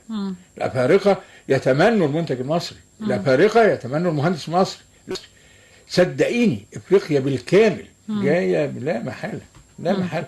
وفي وجود الرئيس عبد الفتاح السيسي راجل ادرك يعني افريقيا ده اكبر سوق في العالم. افريقيا واحنا على البغاز، احنا على بابه. فهو الحقيقه ده شغل كويس. تعالى بقى نرجع للزراعات الغير نمطيه عشان الوقت انا شايف الوقت بيجري. انا بناشد الفلاحين بقول لهم يا اخوانا مش عايزين نقول هذا ما وجدنا عليه ابائنا. لا، الوقت بيتغير، العالم بيجري. الثورات متلاحقه في العلم الزراعي، ثورات متلاحقه بالعلم الزراعي. الانتاج الحيواني في ثورات متلاحقه. لا احنا عايزين نركن حكايه ابويا كان بيزرع كذا دي، نركنها على جنب. احنا النهارده ابص فيسبوك عندهم نت والى اخره، واللي ما عندوش يسال اللي عنده. احنا النهارده لما ناخد الزراعات الغير نمطيه اللي هي نتخلى عن محاصيل اللي تعبانين. قطن ورز، انا عمال ازرع الارض قطن ورز صيفي وازرعها قمح شتوي وبرسيم، لا لازم نغير هذا النمط. جوله كده فلقيت العنب في الدقهليه، ولقيت اللي اسمه خوخ الكاوتش بتاع 100 غمر ده. بسم الله ما شاء الله على الانتاج وعلى السعر وعلى الحلاوه. احنا ليه قاعدين راقدين على الرز والقطن؟ الرز بينهار ان انتاجنا اكثر من استهلاكنا. نيجي نصدر العالم هيقف لنا عشان الميه، ويقول لك انت بتصدر ميه وحصتنا قليله. طيب القطن لغايه لما ينتجوا لنا سلاله محترمه، لان انهيار القطن انهيار السلاله. القطن المصري، القطن المصري بص عايز اقول لك على حاجه اسمها حد بحث القطن. كنا في حلقه برضه في احد برامج بتاعتكم في الاذاعه. قال لي الراجل ده، قال لي القطن المصري لو عملوا المستحيلات في الكون عشان يطلعوا قطن فائق الطول فائق النعومه فائق الجوده للغزل، ما فيش زي القطن المصري. ليه يا استاذ؟ قال انا رئيس معهد بحوث، احنا بنعمل السلاله ب 15 سنه. السلاله ما فيش لا ارض زي ارض مصر بعناصرها، ولا في اسرائيل حتى اللي واخده اللي بتتفرعن بقطن، ولا والسودان كمان ما فيهاش الا منطقه واحده، منطقه الجزيره في السودان هي اللي زينا. اما مصر كلها من عند اسوان لغايه اسكندريه ربنا حب هذه الارض بانتاج هذا القطن. طبيعه الارض، طبيعه المياه، طبيعه المناخ، دول 3 حاجات. ولذلك هفكر في طب وليه احنا كنا زمان كنا اقول لك يعني في العالم انا اقول لك هناك مؤامره على القطن المصري. في مؤامره على القطن المصري فعلا. لان احنا دلوقتي صناعه الكليريك في العالم والخيوط الصناعيه والكلام الفارغ ده هم اللي دخلوا على القطن المصري. القطن المصري النهارده له جوده عالميه. النهارده لما تروح تشتري منتج قطن مصري هتشتريه باضعاف اي منتج تاني، وخاصه في اوروبا. فاحنا بنقول الفلاح المصري زمان كان بيزرع القطن بعد بطن واحد برسيم او حشه واحده برسيم او 2 بالكتير. النهارده بيزرع القطن بعد الغله، يبقى انت غيرت له المناخ، يبقى في ضرب هنا. طب ليه هو بيعمل كده؟ عشان ياخد زرعتين اقتصاديتين. الفلاح بقى بذكائه يعني من غير علم بقى. لا انا بقول له ارجع تاني ازرع القطن مع بعد حشتين برسيم، او سيب له الارض فاضيه عشان تزرع في 15/3. انما الفلاح اللي بيزرع قطن ب 15/6 قطن ايه بقى؟ هيأثر على الانتاج وهيأثر على الجوده. يقول لك نص القطن بقى صغيره. يا عم ما تسأل نفسك انت زرعته امتى؟ القطن ده له حديه انتاجيه، له 7 شهور في الارض. انت بتختصر منه 2 شهرين. اذا هنا بنقول يا فلاح مصري عايز تزرع قطن ازرع الاصول، ما تزرعش مكان غله. يا فلاح مصري بلاش من القطن اللي تعبك ده. وعملته كتيره ولسه مكانه الجمع القطن ما جاتش مصر رغم انها موجوده في العالم كله. عشان ايه اللي كان بيتكلم فيه منى هانم ده؟ اللي هو ضيق المساحات. الميكنه عايزه مساحات واسعه. فهنا بنقول وعلى فكره القطن المصري ينفع في صحراء مصر وينفع بالتنقيط ويجيب 12 امتار ويجيب لا محاله. انا بكلمك كلام عن راجل فلاح مش افندي يعني. فبقول للفلاح المصري عايزين زراعات غير تقليديه. بلاش ما وجدنا عليها ابائنا ده. يقول لك انا ما بزرعش الذره عشان ما ملح. لا، في الحاجات دي كلها بتغير لك كميه الميه اللي بيشربها الذره. فاحنا عايزين نتطور بقى فلاحين. عيب العالم كله خلاص. العالم النهارده بيطلع ومزارعين اسماك، ما هو بيعتبر فلاحين برضه. العالم بيطلع 24 طن شبار من الفدان، احنا بنطلع 300 كيلو. عيب بقى. احنا عايزين نستخدم الوسائل الحديثه. وما اقعدش انا عارف المحل ده بيبيع مبيدات مضروبه ما اروحلوش. هو عشان معيش فلوس وعايز اشتري شوكك وعايز اشتري رخيص اخرب بيتي. لا، احنا عايزين كل واحد فينا يعي ويدرك الخطر اللي احنا فيه. احنا في مصر الفلاحين في خطر وبايدينا. احنا المشكله واحنا الحل. مش عايزين نستنى بقى المسؤول ونعلق المسؤول الفلاني والوزير العلاني ده كلام فارغ، ده كلام قهاوي، ده كلام قعدات كده سمر. انما الفلاح لازم يصحى من النوم الساعه 5 الصبح. طب الحاجات الزراعات اللي غير تقليديه اللي هو يقبل عليها الفلاح؟ كل ما هو يزرع بالتنقيط او بوسائل الري الحديث اللي هو الرش او التنقيط. بدل ما ازرع بالنمط القديم، لا، ازرع الخضار والفاكهه. اقول لك على حاجه، يعني مثلا نباتات الطبيه والعطريه. انا راجل فلاح ما اعرفش يعني ايه نباتات الطبيه والعطريه، فلما رحت بني سويف والمنيا والفيوم فجابوا لي دراسه جامعه القاهره ان اجود مكان على ظهر الكره الارضيه لانتاج النباتات الطبيه والعطريه الثلاث محافظات دول: المنيا، بني سويف، الفيوم. حلو كده. وتصلح في جميع مصر، بس الطفره تبقى فين؟ في الثلاث محافظات دول. طيب يا عم، بيطلع ايه ده؟ قالوا الفدان بينتج مش عارف كم طن بردقوش وكم طن مش عارف اللي هي زهره الياسمين او المهم في حاجات كتير جدا انا مش فاكر. اكتر من 500 نوع. وقليله استهلاك المياه وقليله العماله. مستنيين ايه يا فلاحين؟ احنا مستنيين ايه؟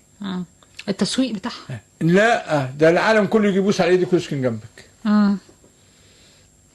اسانسات جافينشي في فرنسا تستخرج من النباتات الطبيه والعطريه. اغلى عطور في العالم. عندهم استعداد يجوا يعملوا لك مستشفيات هنا، لانه بيصاب ساعات بالحاجات في الصدر كده اللي بيجمعوها، يعملوا لك المستشفى ويعملوا لك التصدير ويعملوا لك المطار ويعملوا كل حاجه وياخدوها عجائن. يا فلاحين فيه كتير. انا بقول لك فور اكزامبل، بس الفكر انا بقول لك على سبيل المثال ان احنا بنقول ودورتهم بتبقى قليله ولا قليله جدا. ده وفي حاجات منها مستديمه تفضلي تجمع منها 3-4 سنين. خدت بال حضرتك؟ بنفس الزرع، على نفس الزرع. انا عايز اقول ايه؟ عايزين نحرك الفلاح المصري مارد. انت حرك قاد سفينه العالم للغذاء. النهارده اوروبا بتشتكي من حاجه اسمها ايه؟ الامطار الحمضيه. يعني ايه امطار حمضيه؟ من كتر التطور عندهم الصناعي اللي مش راحم نفسه، اصبحت السحب عندهم مشبعه بمواد حمضيه. تنزل على الزرع تحرقه واللي مؤاخذه المواشي تموتها. العالم كله هيتجه لمصر. وانا بقولها لكم ويا ريت توثقوها في الاذاعه المصريه. سياتي العالم كله لمصر، اللي مش هيجي ياخد منها حاجه هيجي يشتغل فيها. والله العظيم لنشغل العالم. شبكة الطرق القومية اللي عملها الرئيس دي مش عاملها هباء ولا في الصحراء كده عشان تبقى في الصحراء. لا لا لا لا لا لا لا لا، لها أغراض. كل المجتمعات دي هتنشأ على هذه الطرق، مجتمعات جديدة، قرى جديدة، الخريجين، الفلاحين. احنا عايزين نتحرك شوية. النهارده الفلاح قاعد يبيع في أرض الوادي. طيب أنت بتبيع الإيراد ب 200,000، خليه ب 100، بلاش 200 عشان ما يبقاش يعني، مع ان في ارض ب 400 او 500 بمليون. في خاصه القليوبيه المنوفيه الشرقيه. ده اهليه. الايراد هيشتري لك 5 فدادين وتبقى باشا وتمدد وتعمل بيت فلاحي وتجيب بقره تشرب لبنها وتشغل مراتك وتشتغل زي زمان. ليه لا؟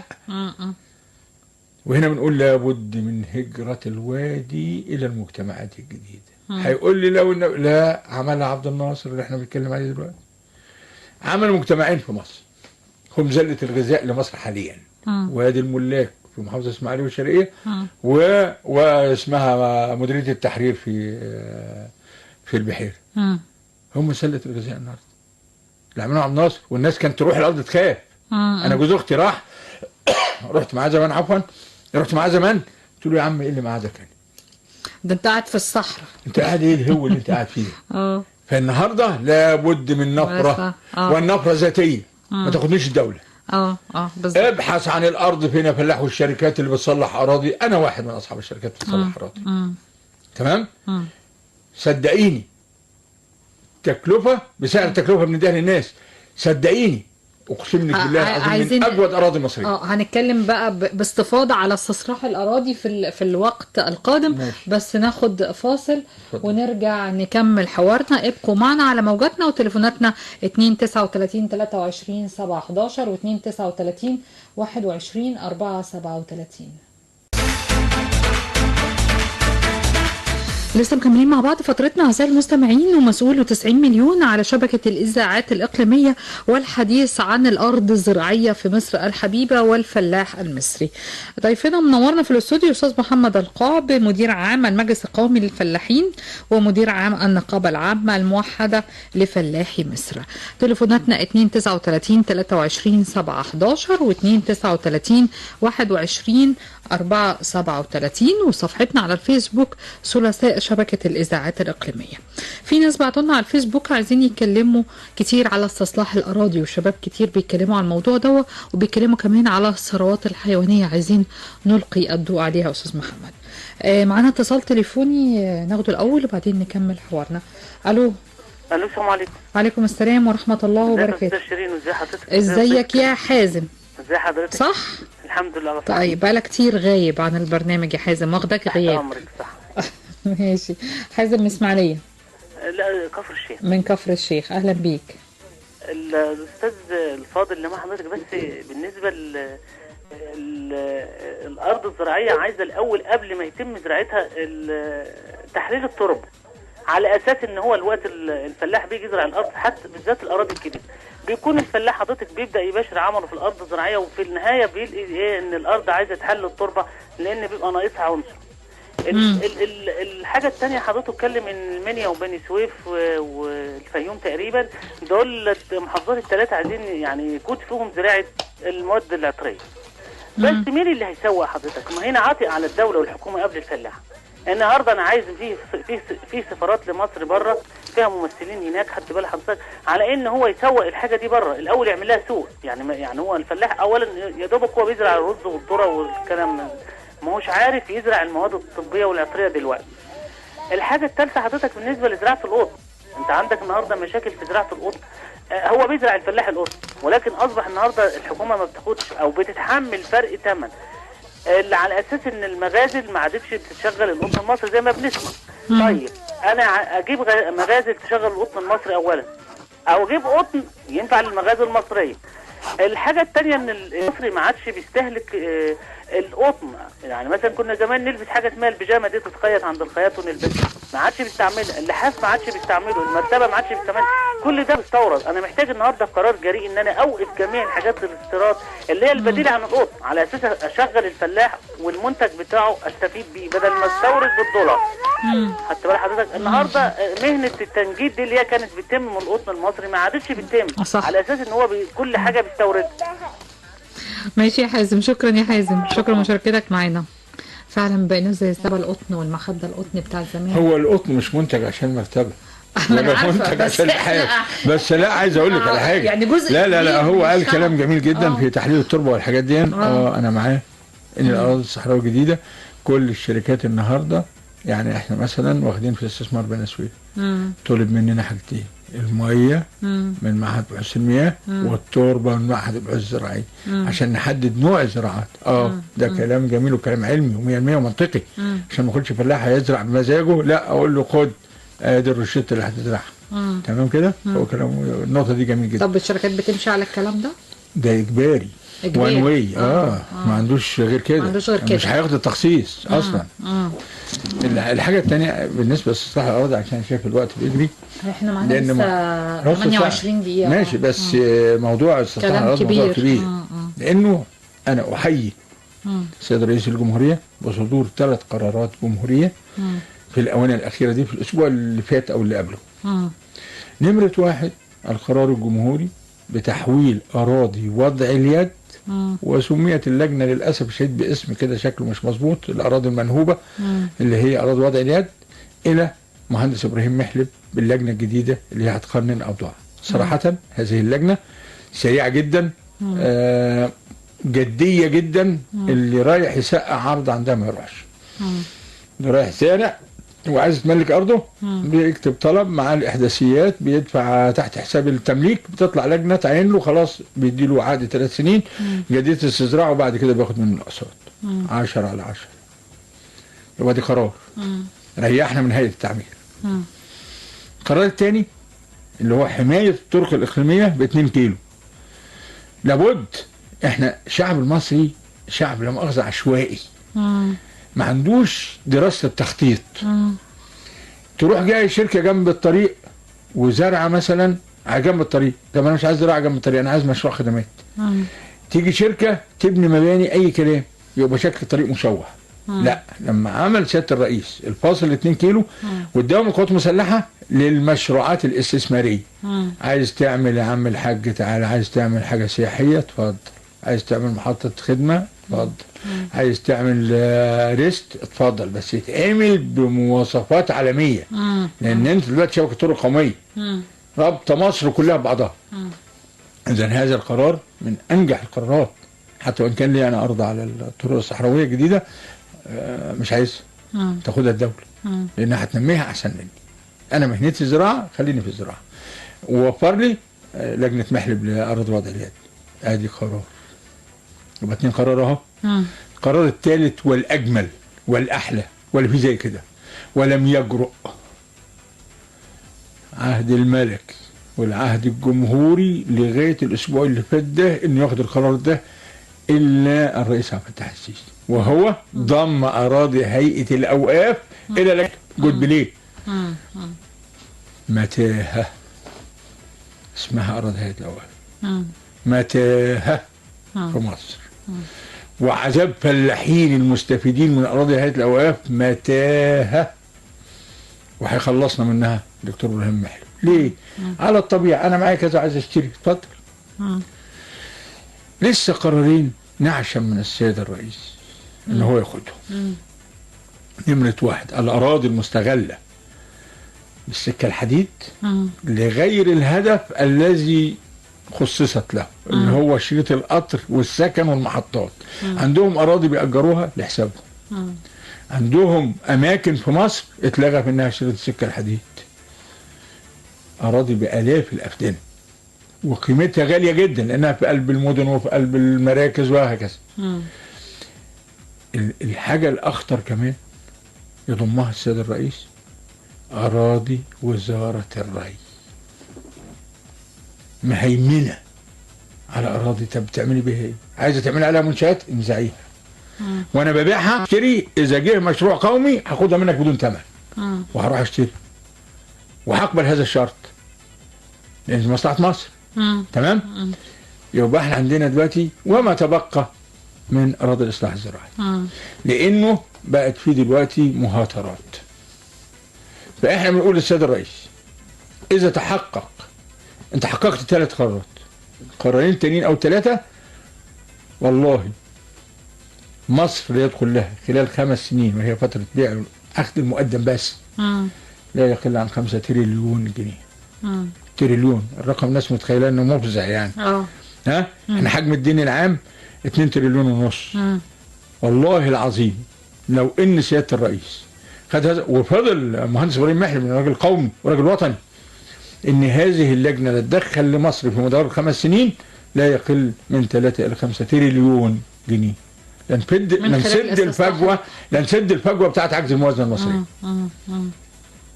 واطلاق اليد لان احنا محصورين 30 سنه 30 سنه اللي عاشهم السيد الرئيس الله يفكه حسني مبارك والنظام اللي معاه يحاسبهم ربنا ان وقفنا القطاع الزراعي انه يتملك الارض. يا جماعه ده في بلاد يتمنوا، الناس قاعده في البيوت وتوارثتها وعايزين يشتروها من املاك الدوله الخاصه. ما فيش قرارات، لا القرار لا، ما فيش قرار لا، قرار لا، وخالقين بقى جو ايه الرشوه والمحسوبيه في كل مكان. هنا القرار الجمهوري هنا صدقيني يدخل لمصر لا يقل عن من 3 ل 5 تريليون. نتكلم بقى في الاراضي الصحراويه والاستصلاح. طيب نخلي الاراضي الاستصلاحيه يعني دلوقتي فاضل لحظات قليله وحان الان موعد اذان العصر. لسه مكملين مع بعض فترتنا اعزائي المستمعين، ومنورنا في الاستوديو استاذ محمد القاب مدير عام المجلس القومي للفلاحين والنقابه العامه الموحده لفلاحي مصر. يعني بعد ما طلعنا يعني احنا اتكلمنا عن حاجات كتيره خاصه جدا بالفلاح المصري والمشاكل والتامين والمعاش بتاعه والزراعات الغير تقليديه، استصلاح الاراضي. دلوقتي في ناس بيسالوني بيقولوا لي احنا شباب وما نفهمش حاجه في الزراعه وعايزين ناخد أراضي نستصلحها بحيث إن احنا نعمل لنا دخل ونعمل لنا إنتاج ونعمل لنا مشاريع، نعمل إيه؟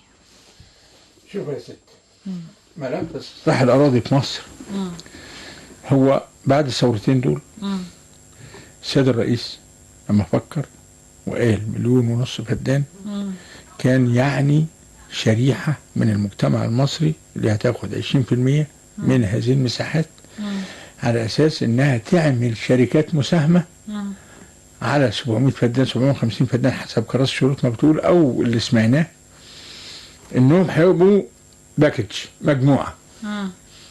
دول هيسكنوا مع بعض جيران بعض، وهيبقى أرضهم جنب بعض، وهتروى بطرق الري الحديث اللي احنا شفناه في الفرافرة ده اللي هي الري المحوري أو التنقيط. ادي اتجاه الدولة لهذه الشريحة، واللي عايز يروح هم هيطلعوا يكتب كده هي شركة الريف المصري، يكتب على الفيسبوك او النت شركة الريف المصري، هتجيله داتا كاملة عن يعمل ايه والاجراءات ايه عشان ما انتهش. تمام كده؟ طيب السيد الرئيس اما استهدف 4 مليون فدان، 1.5 مليون الدولة هتشتغلهم، 2 مليون مين يشتغلهم؟ شركات القطاع الخاص. لان في شركات قطاع خاص جادة جدا. ازاي شركات القطاع الخاص؟ هم قالوا ابعد عن الطرق القومية 2 كيلو 2 كيلو. طيب انا عندي اراضي هتخصص لكل محافظة استثمار، هنقول على سبيل المثال في عندنا 61,000 فدان اتخصصت لمحافظة بني سويف فعلا بقى لها مدة من قبل الثورة. بدأت الشركات تتعامل مع المحافظة وأنا أحد هذه الشركات. طيب بنعمل إيه؟ بندق أخبار. الأول بعمل دراسة مائية أوديها للمحافظة إن أنا عندي المية البير تصريفه كذا، يزرع كذا، أو نوع المية. إحنا من خبرتنا في الزراعة بنقول ان الميه مثلا 800 جزء في المليون، ال 1200 تزرع ايه، ال 1600 تزرع ايه، ال 2000 تزرع ايه. بيطلب مني حاجه اسمها الاثر البيئي، لانه مهم جدا، لان موضوع البيئه في الوادي تعب الدنيا كلها.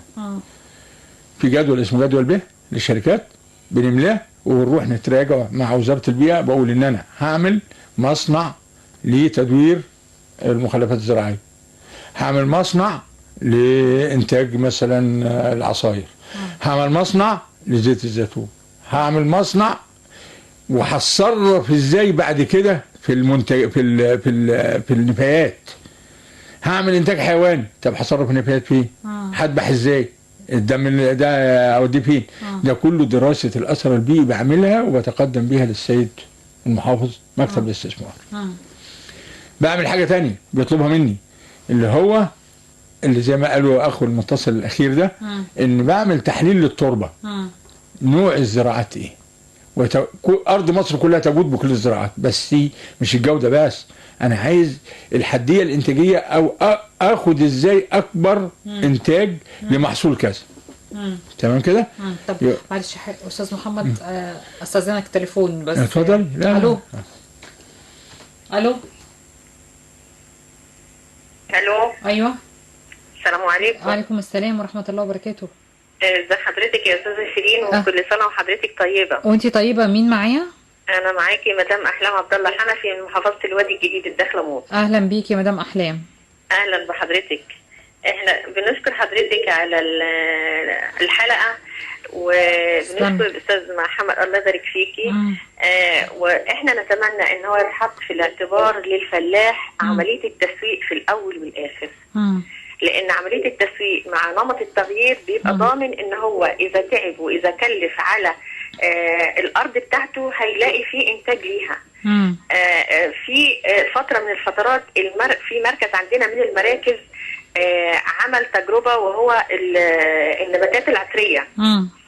فعمل تعاقد مع شخص ما ان هو ليه في العمل ده هو مش كل واحد هيقدر يعملها يا استاذه شيرين، ولكن لما تبقى معممه مع الارشاد الزراعي يقدر يغير الفلاح. لكن الفلاح عندما يكون مفيش كده برضو مرة تانية الحبة السوداء، فاخدوا موسمين يعملوها، الموسم الثالث اتضربت تماما ومحدش اخدها منهم، وكانت قاعده مع الفلاحين عندنا في محافظه الحبه السوداء البصل، الحبه السوداء البصل مش كده؟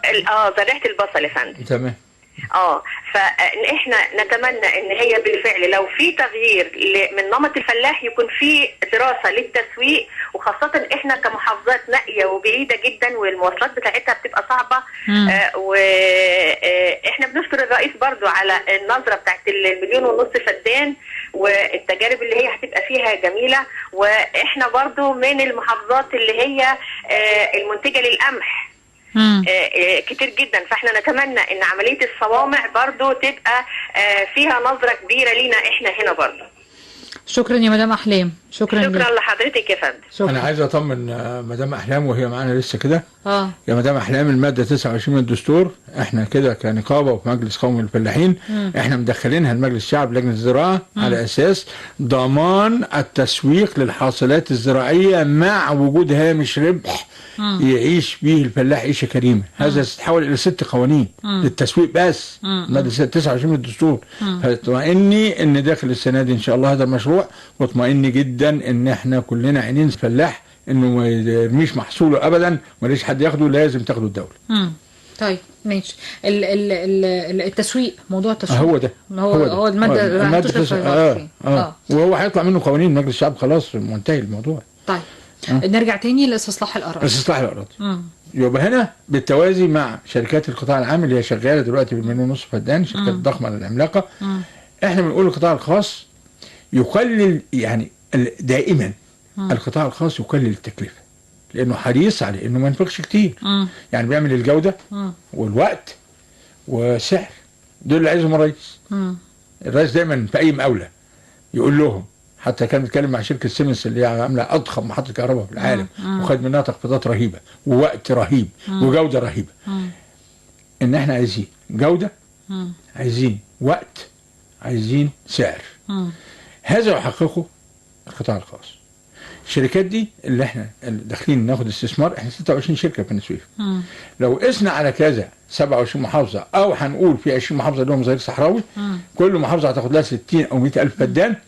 فعلا هنحل مشكله الشباب ده في انه يتملك ارض، يدخل في الشركات دي. الشركات دي بتصلح وتوضب، بتدي له بسعر التكلفه او بهامش ربح قليل، لان هذه الشركات ما عندهاش جشع حضرتك، ومش كلها زي بعضها، بس في ناس وطنيين كتير. وان كان في واحد وحش، في 9 كويسين هيقدروا الشباب من خلال هذه المنظومه اللي هي القطاع الخاص. وخشوا على محافظاتكم، ادخلوا المحافظين. يعني هو محافظ بني سويف السابق الله يمسيه بالخير طلب من رئيس الوزراء تحويل 60,000 فدان رغم انه الى مجتمع زراعي صناعي، ووافق. والسيد الرئيس دلوقتي بيصدر، كل شركه بتاخد مقنن ميه بيصدر لها السيد الرئيس قرار جمهوري بانها تشتغل في الارض وتطلع منها الانتاج. فهذه الشركات ممكن تخش انت فيها عضو ب 10 فدان، 5 فدان، ب 100 فدان، 50 فدان، زي ما انت عايز. ما ينطبق على الشركه هينطبق عليك، ما انت عضو في الشركه. طيب الشباب يعملوا ايه؟ انا قلت اهو، الشباب اللي عايز الحكومه ومشروع 1.5 مليون فدان ليها ارض في كل مكان في الجمهوريه، يتوكل على الله كده. شركه الريف المصري هيطلع له كل الداتا اللي هو عايزها. عايز يشتغل على القطاع الخاص، يطلع على مكتب اسمه مكتب الاستثمار في كل محافظه. والمكتب ده بيبقى فيه قيادات محترمه وبيرأسه السكرتير العام. يا فندم احنا عايزين اراضي من الاراضي الشركات اللي انتوا توزعوها. هو بني سويف عملت نموذج، ممكن كل المحافظات كل ما زاد الطلب من الشباب على هذه المكاتب هتفكر انها تخصص لها ارض لهذه الشركات، والشركات يدخلها الشباب باريحيه جامده جدا. ومش داخل الشركه ياخد ارض، هيدخل الشركه يشتغل، لان عندهم وظائف في كل حاجه. طيب معنا اتصال تليفوني. الو، السلام عليكم. وعليكم السلام. كل عام وانتم بخير. اهلا بيك، اهلا بحضرتك. معك فاضل. مهندس؟ معك فاضل. اهلا بيك، اهلا بيك يا فندم. مرحبا بكم والله. مرسى مطروح. اتفضل أؤمر. طبعا مشاركه يعني ندخل على الساحل الشمالي. اهلا بيك. طبعا في المية وقت الشتاء مية كثير، ومصر في قبل المية، والمية غادي عندنا نحن يعني بلد عندنا زراعة وعندنا كل حاجة، ويعني المية بتغادر بتخش البحر. يا ريت الحكومة تعمل لها سدود وتعمل لها وتعمل لها كل حاجة علشان كل محافظة في نفسها. يعني القمح عندنا لو فيه مية لو فيه كان يقبل قمح الحمد لله. مصر مصر هي الأولى في جميع الدول. يعني السؤال يريد المية، أهم حاجة المية تجينا في الشتاء وتعدي. طيب ماشي، شكرا في البحر. يا ريت الحكومة تعمل لها سدود وتعمل لها كل حاجة عشان المية توعد احنا في قبل المية، ولا يبقى نيل زي النيل الثاني. طيب ماشي، يعني انت مشكله عندكم الميه في الوادي الجديد. هو بيقول عندهم ميه، بس يعني عندهم الدوله تعمل سدود عشان يستغلوا هذه الميه زي ما عاملين في سينا. هو بيتكلم من الغرب، اخواننا بتوع الغرب واللهجه البدويه دي هم ناس حريصين وناس وطنيين فوق الوصف. وفعلا عندهم اللي بيقولوا ده، ان الامطار كتيره في الشتاء بتطلع التين الحلو، بتطلع الشغل اللي احنا بناخده ده. التين النهارده ده اهو احلى تين في الدنيا جاي لنا من مرسى مطروح من الشمال. لكن محتاجين يعملوا سدود عشان يرشدوا الميه بس. هو ده طلب، هو طلب وجيه جدا يعني. طيب هنحاول نوصل الطلب ده. تمام. يعني احنا فاضل لنا دقيقتين. طيب في دقيقتين عايز اقول حاجه. ليست الصوره سوداء زي ما بيقولوا بالانجليزي كده داركنس. لا. ولا هي رفاهيه زي اي مجتمع غربي او الى اخره. احنا في المنطقه الرماديه، وطول ما احنا المنطقه الرماديه قبل بزوغ الشمس بيبقى المنطقه الرماديه. احنا منتظرين شمس مصر تشرق على كل الفلاحين والموظفين، كل في مكانه، واحنا مش عايزين نغني الفلاحين على حساب الفئات الثانيه، ولا عايزين نفقر الفئات الثانيه على حساب الفلاحين، وهكذا. هذه منظومه، وللامانه وشهاده للتاريخ والثقه على نفسي ان في ظل وجود السيد الرئيس الفتره الاولى والفتره الثانيه ان شاء الله باذن الله تعالى، صدقيني مصر جايه للاحسن ان شاء الله. مصر جايه للاحسن، واحنا نشتكي نقطع هدوم بعض، بس في النهايه نوصل لمصلحه مصر عشان المتربصين بها، وخاصه الكلاب السعرانه من النظام البائد ونظام الاخوان المسلمين. أنا بشكر حضرتك أستاذ محمد القعب، يعني فترة جميلة وإن شاء الله أحسن طبعا. أستاذ محمد القعب مدير عام المجلس القومي للفلاحين والنقابة العامة الموحدة لفلاحي مصر، ماذا تأمل في المستقبل؟ نقابة موحدة، نقابة مهنية للفلاحين، وكفاية بقى. إن شاء الله، وكفاية بقى. نقابات مستقلة كترت ومش تعمل حاجة إن شاء الله. شكرا لكم أعزائي المستمعين، سعدنا بكم في مسؤول و90 مليون، وسعدنا بكل من شاركونا باتصالاتهم وأسماعهم خلال هذه الفترة. كنا معكم هندسة إذاعية أحمد سعيد، والإعداد دكتور حسام عزت، وسعدت بكم بسعد بكم دايما شيرين دسوقي من أسرة المذيعين. ألقاكم غدا في برنامج 2030، والإشراف العام الإعلامي ولاء عسكر. شبكة الإذاعات الإقليمية من القاهرة.